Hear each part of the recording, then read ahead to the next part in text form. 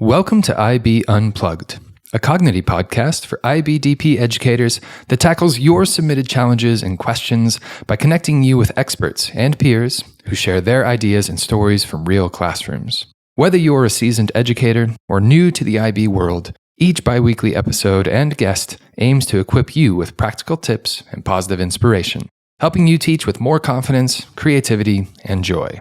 So whether you're walking your dog or commuting to school, hit play and join a community of educators ready to learn, laugh, and thrive in your IB journey. Hi, everyone. Welcome to another episode of IB Unplugged. Today, we're talking with Gareth Rogers, and we're looking at cognition in action, supporting learning through metacognitive practices. Gareth Rogers has been working in London, in Japan, and is now currently head of school in Jakarta at an international school. He's been having over a decade of work doing some published authoring, teaching, heading up some schools. So he has a lot of background here, and we're really excited to talk to him about cognition and metacognition. In this episode, we're going to look at the difference between the two, how understanding both can really transform how we're teaching and how students are learning. And we're going to look at some of the latest cognitive research, looking at busting some common learning myths, and really what some evidence-based strategies can look like for you in your classroom. So if you've ever wondered, what are the actual practical strategies I can use to build in cognition? And more importantly, how can I intentionally scaffold metacognition within my classroom? This is a great episode for you. Or if you're a school leader, teacher, or otherwise interested in education, there's going to be lots of nuggets in here that really help you understand what you can do to really build that metacognitive as well as cognitive approaches to the teaching and learning so that students can be more successful. So we're really excited for you for this particular episode, and welcome to IB Unplugged.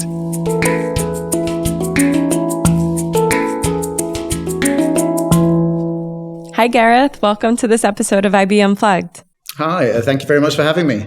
Thank you for being here. We want to kick off our podcast with asking you the question of why education? Why did you get started in a career in education? I'm one of those people that's always wanted to be in education. You know, some teachers fall into it. That wasn't their dream. I think for me, I've always known that. When I was a kid, when I was young, I have a lot of memories of terrorizing my younger brother by constantly trying to teach him things. I think he was 2 years old, had the alphabet wrapped, and I'm trying to distill IGCSE geography down his throat. So it's just been part of my life. But yeah, I think, I came from a background where education was really the way out. There were very limited options for me where I was living as a child. And I think I just saw it as really, really important. And I then had a kind of ambition to work initially in disadvantaged schools because I thought, that education is the key to helping communities like that. But then as I kind of grown in my career, I've realized that actually whatever status of social economic situation schools are in, there's a real need for great education everywhere. And it's just always been part of my life. I'm really passionate about it, and I'm happy to be here today to talk about some things that I think are really important. Yeah. Is it safe to say that your younger brother did not go into education? He definitely didn't. Definitely didn't. Yeah, I think he dropped out of education as soon as he could, and I blame myself for that. We do have a laugh about it now. Yeah, good. Now, Gareth, you've lived in some pretty cool cities, London, Tokyo, Jakarta. Which one's the best?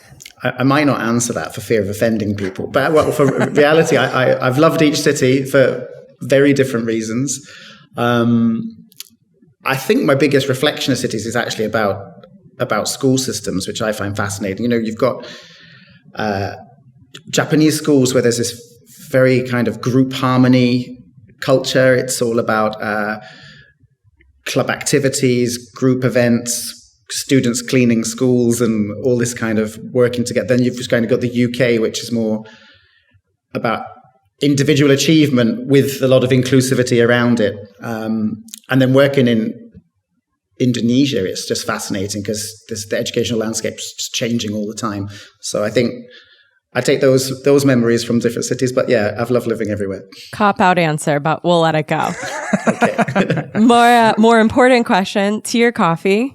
Oh, Can I cop out of this one as well? No? No, you got it. This one's got to be a hard answer. Tea or coffee? Coffee. But I love tea, and I'm an Englishman. I should say tea, yeah? But you're an Englishman, but you're living in Indonesia. Yeah, it's coffee. Yeah, a nice Java coffee. Yeah. Perfect. Yes. All right. And what's the best snack to go along with that? Like, what are you going to have when you're having your coffee? I didn't used to eat snacks till this year, but now I remembered back in Britain this summer, I remembered chocolate hobnobs. So I stashed my suitcase with a load of chocolate hobnobs. So I'm back on snacking. Yeah, definitely. All right. Well, and kind of one last sort of warm-up question, let people get to know you a little bit. Obviously, you're a high school principal. What's one thing you think every high school principal should be doing on a daily basis? Circulating, just being out and about, meeting the teams every day, meeting the students every day, because the workload is intense. A lot of it's administrative. A lot of it is confidential. So you're in private meeting rooms or you're in strategic meetings. And I think it's easy to not have your face out there. And I think optically, that's really important. And not just optically, so people see you and feel you're there and present, but also because you need to have your eyes and ears open. So I think putting yourself on duties, being out and about, greeting everyone around the building regularly, that's a daily action that I think is really important. Yeah, I love that. I think many people get into becoming a leader of a school because they love education and they love working with young people and love working with people. And so it's easy to then kind of almost get removed from the young people that you're there to serve. So I like that idea of just get out, be present, circulate. That's great. Yeah, absolutely, yeah. Great. All right, let's dive into our first segment. So for this first part, we're going to talk about cognition versus metacognition and really understanding the difference and why that actually matters. So as the baseline, if you could just define cognition and metacognition in the context of secondary education. So cognition, it's referring to the way in which we actually learn, the way the brain processes information. So in terms of how does the brain access information? And so how in a secondary school context or a school context, how is information presented in ways that all students are going to be able to understand? How information is managed. So thinking about, is the way of teaching and learning allowing students to effectively process information? And then how students then can actually remember things and store information in their long-term memories. So what they've learned has actually been learned. And there is a lot of evidence and science that's grown over the years about how that learning actually happens. And it's really important then for teachers to be aware of that cognitive science and how learning works. Because there's a lot of myths out there, which I might get to later. Metacognition, on the other hand, is more about the students having ownership of their learning, their agency, and knowing themselves where they are, knowing what they need to do, knowing where they need to go next, being able to reflect on their learning. And that's something that isn't automatic. That's something that does need to be taught and trained by teachers to help students take that ownership, reflect and grow. And I think that's really important because that's often omitted or historically that's omitted in a classroom in favor of more teaching kids knowledge. But actually, the world that the students are going into in the future, where their careers are likely to keep changing, they're going to be new working environments, new technologies, or whatever have you in the future, that their ability to reflect and know how to learn themselves is going to be really important. So, that's kind of how to distinguish cognition and metacognition in a school context. So I love that you've mentioned that because I think often, as you say, it's not explicitly put in the curriculum. And as teachers, sometimes we don't think about metacognition as much. We just sort of almost expect it because students are this age already, and therefore they should be able to self-direct. They should be able to reflect and these sort of things. So I think it's really good that we understand at least the distinction, because then that helps us approach it a little bit differently as well. I'm wondering for you, where does this passion sort of come from? Why this interest in metacognition, cognition? What sparked that for you? Yeah, I think I know really clearly where it's come from. I worked for many years in a school in London that in 2005, so when I was there in the early days, it was one of the country's most underperforming schools. Its success rates in various measures were very poor. And it was one of the first kind of UK academies that existed. So there was a lot of urgency as a school to transform the school. We kind of needed to ground zero everything on all different levels, academically, pastorally, and really make a step change. And the decision there was to just be really evidence-focused on, well, what do we know about great pastoral systems? What do we know about great academic systems? So the school invested a lot in, taking time, which took years, to really see what research is talking about, what it's saying about how learning happens. And actually, in those days, there was much less evidence there is now. But cognitive science was really coming to the front. Metacognition is being spoken about. And we made a deliberate effort to really train our staff and our students in knowing how learning happens, sharing that with students so they're aware of how learning happens. And we saw a huge change in the way students originally came in years before as kind of passive learners. They just turned up waiting to either be taught or not, to really taking ownership of their learning. And metacognitively, they were driving learners. There's a lot of student agency, and that transformation was huge, but that was very deliberate, us looking at what cognitive science was saying. And the transformation was great. The outcomes changed significantly. It's now in the top 2% of secondary schools in the UK. I think it's 42nd out of 6,000 secondary schools. Wow. So the change was, and I really believe it's that. And then I've since worked in other schools which have not had the same outcomes. And then I've noticed that kind of awareness of cognition and metacognition has been missing in the infrastructure of the school. And that applies to even, in the international circuit that I've worked on for a number of years, seeing students in schools that are highly privileged and should be having great outcomes, having much lower outcomes than those disadvantaged school children. And then seeing, well, what's been the missing gap? And it's often been this kind of student and teacher awareness of cognition, how learning happens, and that ability to map and measure their own learning. So I think that's why it's been really important for me. And in my current context, it's something that we've really pushed to develop in the student and staff body. Mm-hmm. To dive into that a little bit, what is some of the research saying? Like, what are some of the most important parts that they're saying is driving these outcomes? Well, I think in whatever evidence reputable evidence sources you use for identifying good teacher practice, self-regulation is coming out as the number one strength in terms of moving the students forward. Students being able to regulate and own their own learning, and that's metacognition. Mm-hmm. If you look at the work by Deans for Impact, the Chartered College of Teachers, I personally love the Education Endowment Foundation in the UK, the EEF, because it's really accessible. Mm-hmm. If you were to look at, previously, over a decade ago, the work by John Hattie and things like that was done before meta-analysis, always elements related to thinking about your own learning, feedback and reflection has always been key. And I think the EEF have got a number of studies now that's quite strong data that's saying that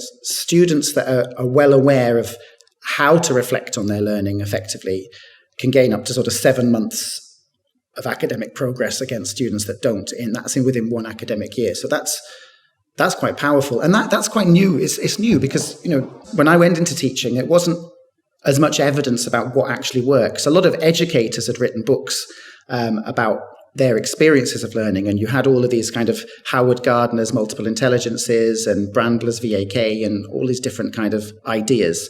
But the evidence in terms of neuroscience, of actual monitoring the brain and knowing what's actually happening in the brain and how learning actually happens, wasn't there as much as it is now. And a lot of studies, at the University of Cambridge, Goswami in the Faculty of Education there's lots of teams that have really brought that forward. So now we're able to see that if there's certain strategies in place, there is actual data that suggests that the impact will be X, Y, Z.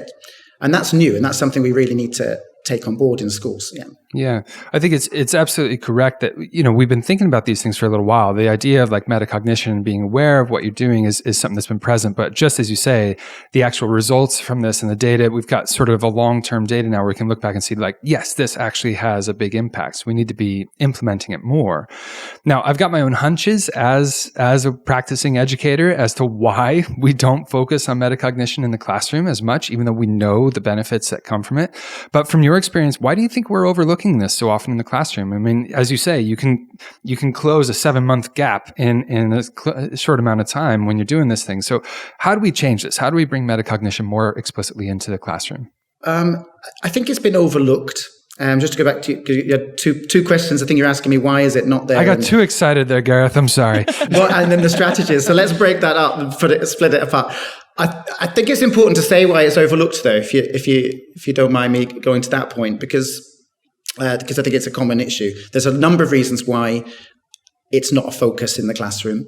One could just simply be that teachers were trained in a period of time when metacognition was not seen as a priority or understood. And they haven't had a school that has been prioritizing that in their own professional development programs. Could be that. I think the different curricula that schools follow can be very content heavy. And there's a kind of rush for teachers just to think about, I've got to get kids knowing all of this stuff. And they sometimes think that taking time to teach children how to reflect and redraft work and think about where they're doing and look forward, they think it's kind of time consuming. And that's a bit of a misconception, really, because it doesn't have to be. Maybe misunderstanding what metacognition is. I often in different schools, I see teachers thinking, well, I'll give students extra tasks, and that's metacognition, and it isn't. That's just extension tasks. There's a misunderstanding. And the assessment types, what very few models of assessment that schools take actually assess the student's ability in their own reflection and self-regulation. They assess the outcome of the knowledge that they're producing. So I think there's a number of reasons why it's overlooked, but it shouldn't be, yeah. Well, and so that brings in like the value statement of the school as well. So, right, if the assessment only looks at the knowledge gain, then of course teachers are going to value that more than the metacognition aspect as well. But just as you say, so it sounds like at times a factor, but also understanding what metacognition is and how to effectively teach it, right? Yeah, how to teach it, how to assess it. I mean, lots of schools have tried different ways to try and assess.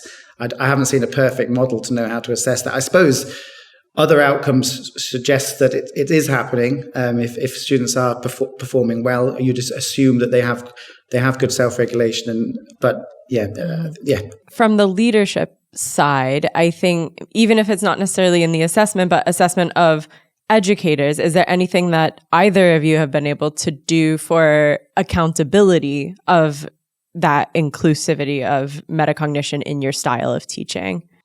Holding kids accountable to metacognition, the easiest and obvious thing is utilizing a learning objective. And that sounds really basic, but learning objective, teachers set a learning objective for a class, and schools tell them you must share this with the child or whatever. And then it's just kind of left.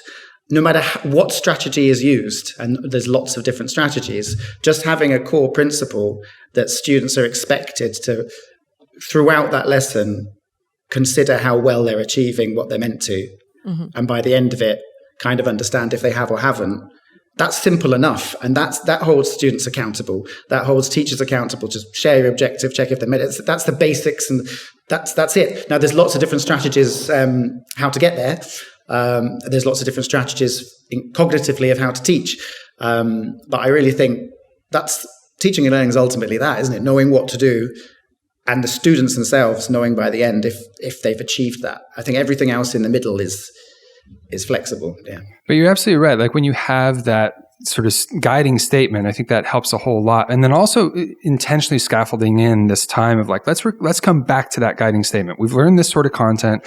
How does this relate back to this? And I need to push this over to you, Court, because I know cognitively, the way that he's structuring like the texts, for example, it starts with like, here's the big idea. And then there's multiple times to kind of check back in with that. And I assume that's very intentionally based around this sort of metacognition as well, right? Yeah, absolutely. The kind of learning principles behind the way that we've designed the content definitely is to foster that, where it's, like you said, you have that big idea, you have something that's in the beginning that's grasping that, like, okay, this connects to what I'm doing. I think that in some of the new syllabi, it's also made it easier with like adding in the concepts and saying which concepts are you going to be exploring during this time. Then obviously TOK, there's a lot of work there with helping students with metacognition. So pulling in those big questions with TOK within the subjects also, I think, enables it. And then I feel like when we talk to teachers, there's two camps where one's like, can't reflect enough, can't stop reflecting. And the others are like, if I ask my students to reflect one more time, they are going to walk out on me. Yeah. But I do think that is a huge, huge important part of it. But like you said earlier, Gareth, if it just becomes an extension, like if I do all of the same stuff that I was planning on doing anyway, but then at the end of the lesson, I'm like, so why don't you reflect about it? They're going to be like, oh, that's not really fundamentally changing the teaching style. That's just an add-on at the end. So I do think, like you said, John, like it has to be ingrained in it. You've said something that's just making me smile inside, because, you said students think if I'm asked to reflect one more time, I don't know, because I've been there, because part of that, shaping students to think about that, you're forcing them in all kinds of systems to reflect, but you want to go to the next level where actually they're not feeling forced to reflect all the time. They're actually they want to do that themselves. It's innate to them that that's what they do, and they're not being forced, because then the degree of reflection is going to be less, rather than here's 5 minutes, everybody, let's reflect. It's going to be organic as things go on through a lesson. But getting the students to that stage takes time. I mean, that can come in from primary school right the way through. But when we get to IB, we'd hope students they're already able to manage their own learning, and that's really important on IB as well, because the model of learning there, not so, sometimes the teaching is less didactic, there's much more inquiry, there's much more requirement for the student to own the learning, so they kind of need those skills, those metacognitive skills. But, as they begin the program, really, they're going to be in a great place to really maximize their experience and enjoyment in the IB. And you can really tell the students who have done that, right? And have that sort of natural innate ability to think about their own learning. What did I understand about this, and how can I change that? And I think those are the students who you see them in the study halls and wherever they are, they're ticking things over. They know what they need to do. They move forward on it, and they kind of do well. But just as you say, if you don't really have that structure in place, those are the students who really just kind of come into things like the IB, and they just want to know, like, what are the facts that I have to know, and how do I turn that back around? And you can see such frustration from the students and from the parents when they're not getting, great results, or things aren't coming out the way they need them. And so it almost kind of creates this difficult tension, I think, as educators, because you see the students who they already get it. They can metacognate, for that matter, and they can think through this quite well, and they can move on forward. But you're also asking them and everybody else to be explicit with that process so that you can see it, and then you can guide those who maybe need a little bit more support along the way. So it's a tricky balance. It's just like, I think, anything cognitively, where you would say, like, this amount of people know this thing and these people don't know this thing. I have to differentiate this. We have to differentiate for metacognition as well, right? Yeah, you're really right about how you can identify the students that can and cannot. I think some students, we follow a Cambridge IGCSE program in 9 and 10 that we're using Cognitive for. And there is a bit of a difference, and we're trying to bridge that gap, but in terms of how you prepare for the IGCSE assessments and the IB assessments. And some of the students really, we know the students that in grades 9 and 10 are not thinking metacognitively, and they love just memorizing information, and they love they're aware of their learning and have I learned everything, but they're not necessarily aware of how did I do that and what would I do if I didn't know everything. Yeah. And then they're the ones that struggle in IB, because they're waiting for the teacher to sort of just test them. But they need to be testing themselves. So that's you see that gap, and that's the kind of gap you want to bridge, is that they've all got that ability to reflect. Yeah, so you're absolutely right when you say you can see the students that can and can't. Yeah. I see it also from the cognitive side. Like, we're always testing and seeing how students are using the product and things like that. And one thing that we always see is this kind of correlation of the students who are, I guess both of you are familiar with the platform, of doing those strength tests on their own, or doing, like, actually practicing and going in.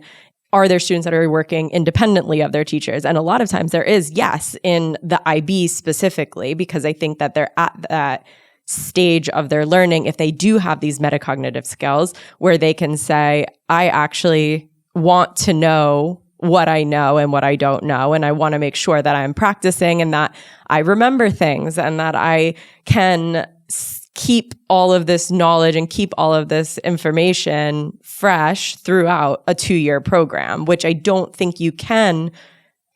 I think it'd be incredibly difficult to do the IB without those metacognitive skills and just rely on the teacher telling you what to do. Are you an IB educator wanting to improve your practice and needing just a bit more support getting there? Have you ever wanted to learn more about a specific aspect of the DP program or ask a question to an educational theorist about a specific IB aspect? IB Unplugged is the place for you. Simply visit cognity.com/IB Unplugged to submit your question to us and have your question explored in more detail in an upcoming episode. And now, back to the show. Let's pivot into kind of, I guess, our next part or our next segment here. And let's talk about some of those strategies that really work quite well. And I guess let's stay with this distinction between metacognition and cognition. And maybe let's start with cognitive strategies. And I know, you did a workshop with the Engage Indonesia conference a little while ago, and you referenced some cognitive strategies that work really quite well. I wonder if you could share, what are some examples of those strategies in action, either in school or other places that really work well? Yeah, sure. I mean, cognitive strategies are, I don't think they're surprising. I think they're what most teachers would think a good practice, but knowing that there's evidence behind them and how important they are is what's key here. Presenting information in ways that's accessible to a wide group of students. There's a lot of research that information is retained, is accessed if it's presented in, they call it dual coding. So when information is shared visually. So if you're to actually, you could go into cognitive, for example, you'll see information. There's the diagram, there's the videos, there's the simulation, there's the text about it. And if you've got an audio narration over that, you've got that information presented in various formats. And that really is important. Helping students manage information, if you have cognitive load theory is something very important in cognitive science, and cognitive load theory has its disputes. There's a lot of discussion about it, but what is true is that students can only manage certain amounts of information at one time and process, and that might be different from child to child, but there's an awareness that needs to be there. So basic strategy, I've watched interview lessons and a teacher will come in and have an entire slide of text, 3 passages up there, and expect the students to read it all and then ask them questions. Or they'll say, read that page in the book and then ask them questions. And there are students that can do that, but the majority can't. And the ones that can are not necessarily getting the most out of that. So in terms of the science behind that is breaking information down, interacting with information, questioning the information, we follow, what do we call it? Chunk, chew, check. Chunk your information down, process it, check that it's understood, and then do that again, and then again, and again. So helping students manage information is important. And then another questionable part of cognitive science is that the research does talk that in terms of memory, their retrieval practice is really important. Revisiting and retesting information and recalling it is how the memory works. And there's a lot of debate about that as well, because, are we teaching to tests that we just need to memorize for? Well, in some cases, yes, there's a lot of modules where kids need to remember stuff and have it in their long-term memory, and there's no escape from that. Mm-hmm. If in the future we've got testing or assessment models that don't require knowledge to be recalled, we might not need to follow that scientific principle. But if we want students to remember and retain a lot of information, there's, some quizzing, and a lot of low stakes quizzing without pressures, but getting kids to revisit things. What's more effective though than constant quizzing might be interleaving a curriculum. So when they've learned something, rather than just relearning that exactly again, but maybe in another topic or the next topic, that information is used to learn the next topic. So there's some sort of revisiting of that, and then there's a natural recall. And if you can skillfully build a curriculum that, right the way through from whatever age to the end, there's a lot of revisiting of information and applying it in different ways, that recall will happen. Mm-hmm. And that's really important because without those cognitive science principles, students do forget. And, I've seen teaching models where topic 1 is this, topic 2 is something else. By the time they're in topic 10, they've forgotten topic 1, topic 2, topic 3. Sure.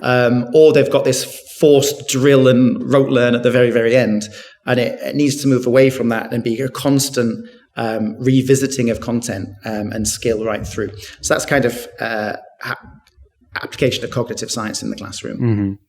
You can see how the IB is really pushing in that direction anyway, like with the way that they're creating new curricula, like the biology curricula or all the sciences one right now, they're kind of setting this thing up as more of a roadmap. You can see how how the different topics link together. And just picking up on one point you said there with regard to like recall knowledge, and do we still think that's a necessary thing? And I think the more that we build in that recall knowledge, the more that students are able to then apply that knowledge to multiple different situations. They come into a new situation, they get this question like, I can apply all these different things to it. And yes, just as you say, when you skillfully think through that curriculum and find those links and those connections between everything, it automatically builds in that sort of cyclical learning. It automatically builds in that interleaving, which, as you started with, is good teaching practice anyway. It's good learning practice. And so I think if we really focus on that, then we can create some great learning opportunities for our students. Yeah, that'd be the conceptual approach to IB allows that overlap a lot, doesn't it? Because you might take the same knowledge from different domains to think about a particular concept. So curriculum design is really important in that. Yeah. I love these strategies that you've kind of suggested with cognitive approaches, but I want to also move into metacognitive strategies as well. I'll say the learning objective. Have they done it? Yes. That needs taught as well, and it's scaffolding how to get students to think. You're just saying, we mentioned earlier, off you go and reflect on that. Well, that's quite difficult if you don't know how. That's very difficult. And that's why students might groan, because they don't really know how to do it. Sure. And often we, as a school, after all our tests and assessments, we get students to fill in a reflection form. And and they'll answer a couple of questions. Do they know what they need to do to improve? And everyone says yes. And then when it's like, well, what is it you need to do to improve? And they just write, study more. Try harder. Try harder, exactly. They do. So they don't really know. So they haven't quite got there. And that's something we've worked on and taken that forward. So you see that kind of change from the lower school when they get to the senior high, they're in a much better place. So that needs trained. So simply one thing is being clear about your learning intention and your guided area for focus, and making sure you revisit that with students together. That's simple. But I think during lesson, a great strategy is narrating your own thinking, because students don't necessarily know how to reflect on their work themselves. But if they can see a teacher reflecting, that kind of models it and shows them how to reflect. So, like a basic thing you can do in primary school right to the end is that kind of I do, we do, you do type strategy that people, teacher answers or solves a problem or thinks about a situation on the board, then gets the class to do it by questioning, and do they all understand what they're doing? And they're talking through the whole thinking as they go. They're narrating what they're thinking about and then handing it over to the students to try themselves. So this kind of modeling how to think, showing the students how to reflect on your learning. Did I do this well? What did I not do right? Why can't I answer this? Which part of this question do I not understand? What would I need to do to find that answer? That's showing, I think training and modeling that is really important.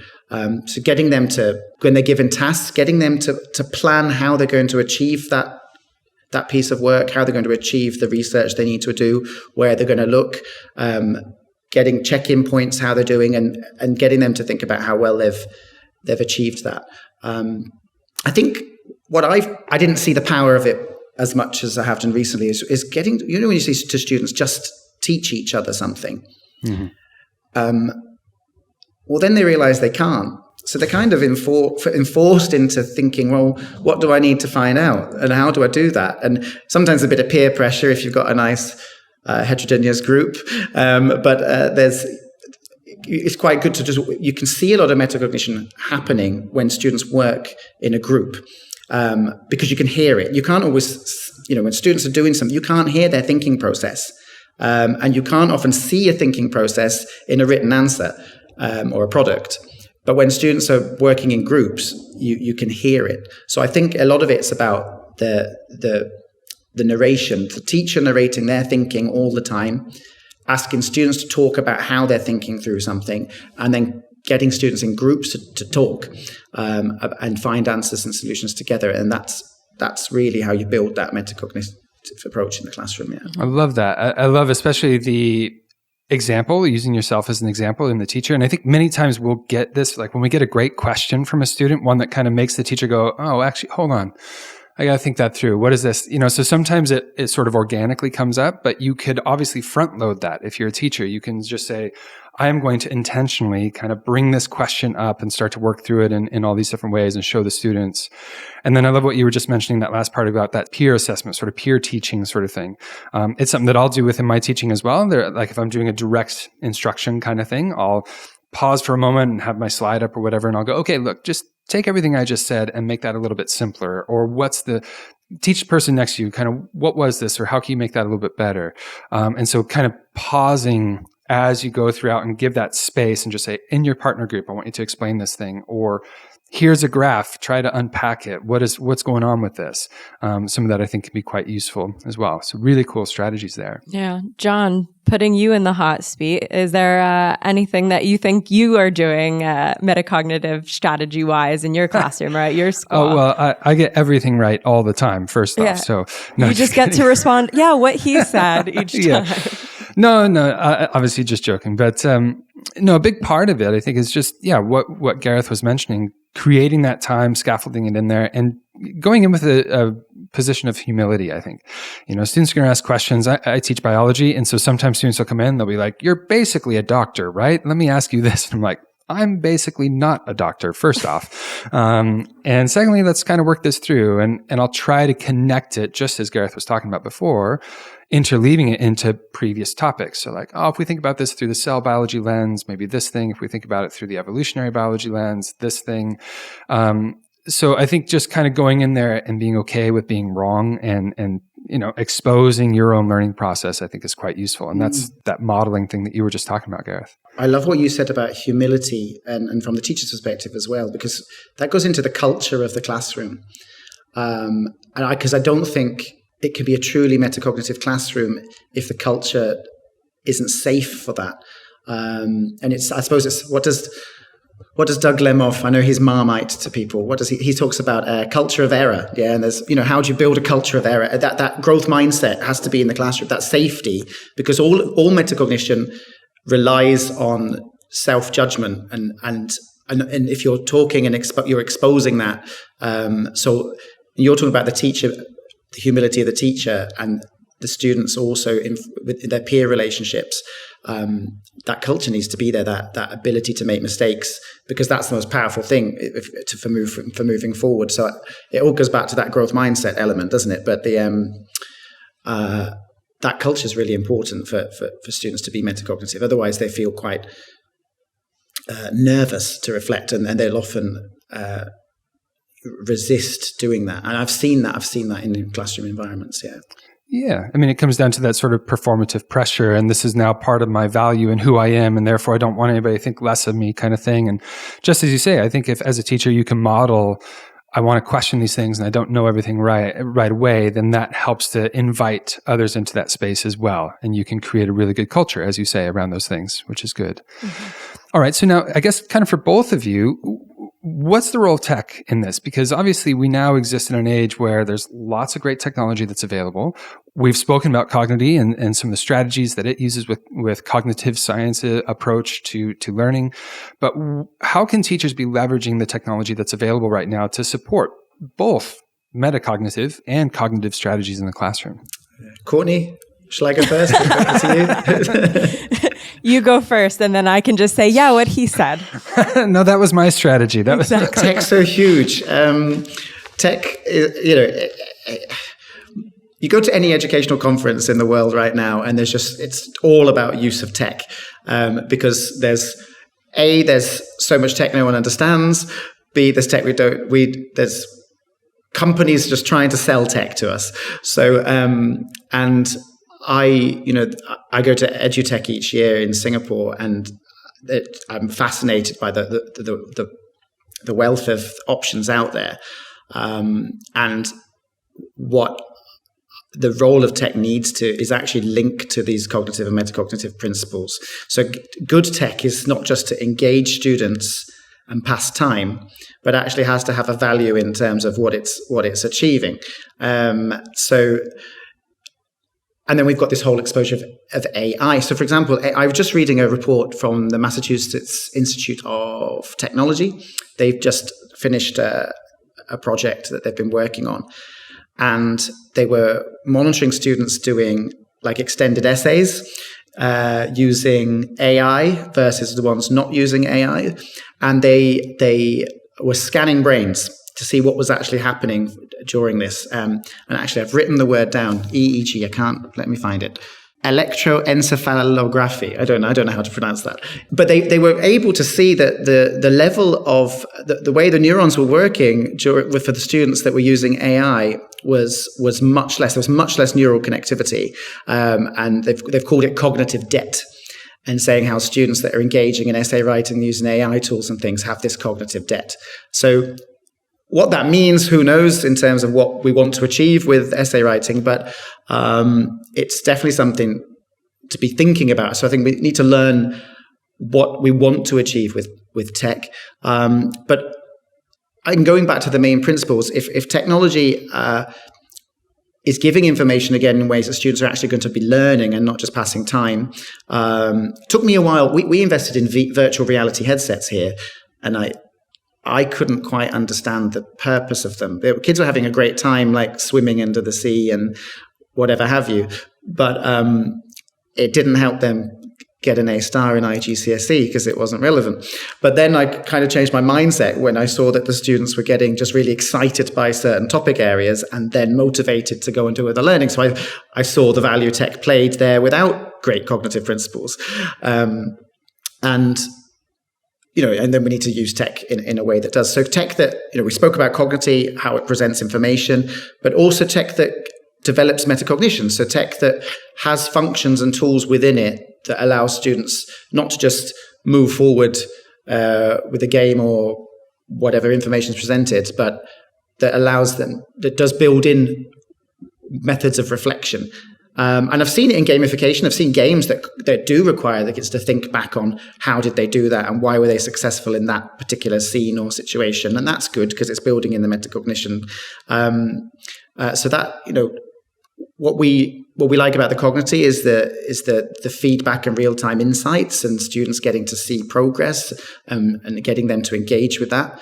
But tech's huge. I mean, there's a lot to understand, but I think if a school's investing in technology, which is expensive, they need to really consider what is the learning gain and what's the evidence base behind that. And it's something I do when I go around EduTech and I say to the different stalls, and I hope that they're all listening.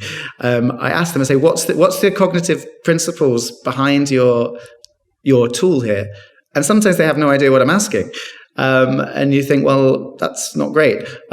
Be able to justify what that's going to do for learning in a classroom, because as a school, we can often only invest in 2 or 3 different sets of technology at a time, and we're limited in resources. So getting it right is important. Today's Cog Tip comes from an IBDP history teacher and cognitive educator. They say cognitive brings together strategies, concepts, question types, and sources in a way that really supports how students engage with IB history. For teachers, it's a huge time saver. It helps you stay focused on what matters most while making it easier to connect content, assessment, and key concepts in a meaningful way. I really like the questions that you're asking because I agree that that's really important. It's so easy for EdTech to become gimmicky and be like what's going to be flashy and look really good. But then you talk to some physics teachers that are using the same PhET simulations that they used, 15, ages ago that look like a 90s video game, but the principles are so sound, the cognitive principles are so sound, and it teaches students, it gets their brain working the right way to think about the right things, and it is still it's still relevant. So it's not just about what's the most advanced technologically, it's about what's the most advanced cognitively.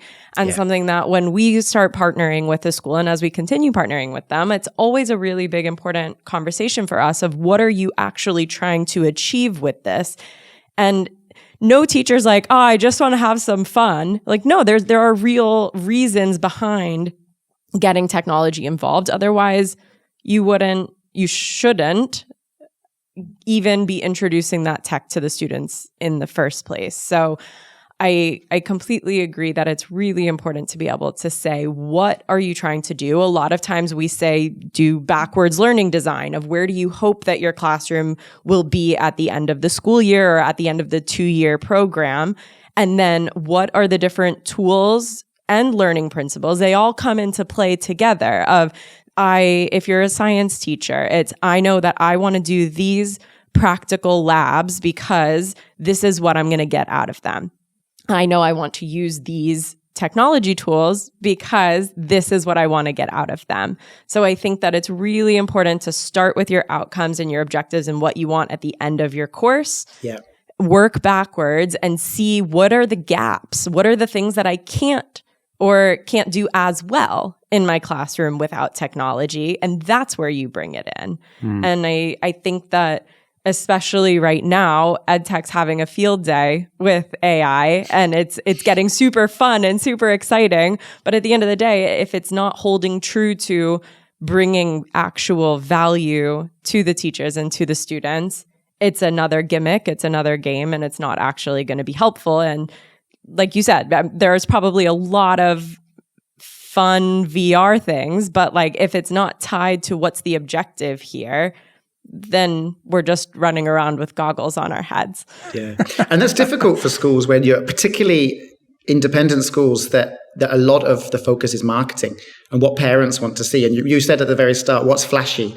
And sometimes you just have to invest in flashy because it impresses. But what you need to be doing is investing in whatever's working, even if it is your 1990s physics tool. Yeah. So, yeah. This all lends itself really well to, I think, kind of our next segment, which really has to do with myth busting. And I think often educators, we want to grab onto something that looks cool or we think is going to work really quite well, but we don't actually have the science behind it or the data that says this is worth your while and this is actually going to meet that objective that you were both just talking about there. So what are some of the most persistent learning myths that you see in schools today, Gareth? I think I'll go from interview a lot of people and hear the same kind of myths about education very often, and see online as well. You have educators talking a lot about, if I come to your school, I'm really going to consider the left brain and the right brain of the child because that's important of how they learn best. And it isn't. And that's clear research on that. There isn't a dominant side to the brain. And if there is, it's not going to then give you a preferred learning style. And I say that with strong evidence because the OECD, their Innovation in Education report, 2023 or 2024 or something, has a whole section on exactly this, the 6 biggest myths in education. And they've put that in the OECD report for departments of education across the world to take note of and stop putting in their teacher training programs. So that's one. What links to the left brain, right brain thing is the VAK. People still talk about it, don't they? That students have a preferred way of learning. So you have teachers wasting hours and hours designing 3 types of activities for different students that have told them they learn best this way or that way. And it's without being crude, it's nonsense. What we do know is that again, the dual coding we talked about, presenting information in a variety of ways does make information more accessible. But it's not that there's a preferred way that a child learns over another way and that kind of thing. So that's a big myth. And you hear that all the time. You know, any adults do it all the time. Oh, I learn best doing things, or I learn best like this. So that's important. But there's a lot of research out there. What else do people talk about a lot? Bloom's is interesting because I really like Bloom's taxonomy. I think it's very, very useful. The education, the scientific base for it is almost non-existent. But I think it is very useful because it kind of helps organize different ways of approaching learning. But I think there's often an idea that how Bloom's is set out, people think you have to start at the bottom and you have to know things first or whatever before you can ever get to evaluating information. And actually all the parts of Bloom's can happen at any time and can all be successful. You can go into kindergarten and kids are learning how to evaluate something before they know all the facts. So that's kind of another one there. My favorite myth, too many myths I could talk about, but my favorite is class sizes. Yeah. You know, it's often assumed, and definitely by parents, that smaller class sizes, you'll get stronger outcomes for students. And that's just not the case. It's down to the quality of the teaching and learning. What assessment? If you've got a class of 40 students that are, you know, they're self-regulating themselves, their metacognition is strong. The teacher's got great ways of imparting information and assessing, understanding, and giving feedback. You can have much more successful outcomes than a class of 3 students where the students don't have that ability and the teacher's not teaching well. And there's a lot of the EEF actually have got a whole report on class sizes, which is interesting. But also I noticed that with you know, internally over the years, analyzing exam data from different teachers and class groups over the years, there's very rarely a correlation with class sizes. It's often down to other factors. That's interesting because that one's almost on every private school's website. It's like, oh, but we have small class sizes. So right. Well, it's easy and it allows, you know, it's there are other benefits, aren't there? There's a great social connections between teachers in a small environment. Of course, they're getting more feedback if the teaching is good. But again, it goes down to the quality of a teacher, because you can have a terrible teacher with one student and no outcome. So it's just on that point. I mean, I've been able to teach class sizes of around 35, and then I've also taught a class size of 3. And no one wanted to take your biology class, John. Yeah, no. I've always kind of had in my head, you know, whatever I'm presenting, there's going to be probably a third of the class that already knows it, a third of the class that doesn't know it, and a third of the class that is so lost they can't pick it up, right? So I just have to constantly think about how am I differentiating for the ones who probably already know this and need some expansion? How am I differentiating for the kids that definitely can't even access this information that I'm trying to present? So this knowledge of like, maybe at best, I'm only going to get about a third of my classroom right now. And I remember thinking that even with my really large groups, and then even with that class of 3, it just seemed like I had all 3 right there as well. So it's not like with a smaller class size, my differentiation I still had to do all the same practices as I did before. Mm-hmm. And yeah, just as you say, there's also elements of your overall sharpness, I guess, for lack of term. You know, when you're in a smaller class of 2 or 3, there is that better social connection. You know each other a little bit better, that sort of thing. So you walk in maybe a little bit more casually. Whereas when you're going into a class of 20 or 30 or so, you're thinking, all right, I'm on because I got to get all these kids. And there's an element of like, I need to come in a little bit sharper than I normally would. I'm sure there's many other things there as well. But as you said, we could talk myths for a long time. I love what you spoke about with regard to Bloom's. I've often thought it should be Bloom's Web as opposed to Bloom's taxonomy. That's a good way of looking at it. Bloom's Web, yeah. Because it's easy to think like you have to know stuff before you can question about it and before you can share things on it. But actually, it's like that's not how we access information normally. That's not how knowledge is brought to people. So you can evaluate things. You can question those things. That's going to build more knowledge, and really like more of a cyclical sort of web-based thing, I think makes a little bit more sense than a pyramid that implies, just as you said, Gareth, you have to know this level before you can go that level, or that above. And so with regard to like those myths, how can educators begin to challenge and I guess shift those beliefs using those evidence-based practices? How can we make some big changes in our classrooms? I think a lot of that comes from leadership, because if teachers have those beliefs and myths, they've got them already. And it takes a highly reflective teacher with great metacognitive skills to notice that something's wrong in what they're doing.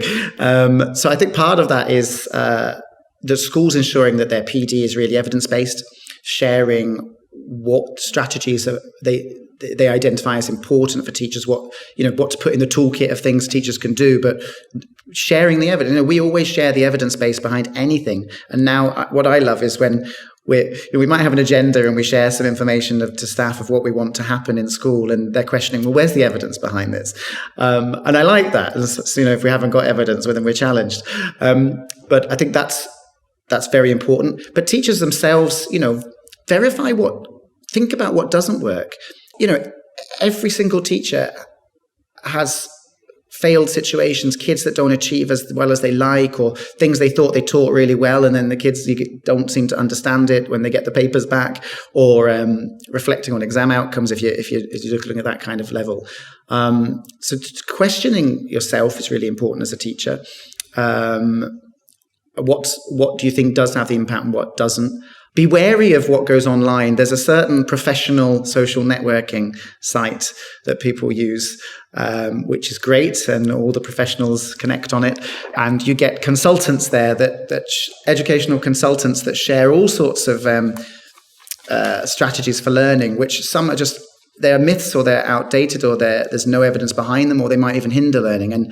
But teachers lap them up. It's exciting. They're presented in lovely Canva posters, and I think just question everything. Be reflective on what you're doing.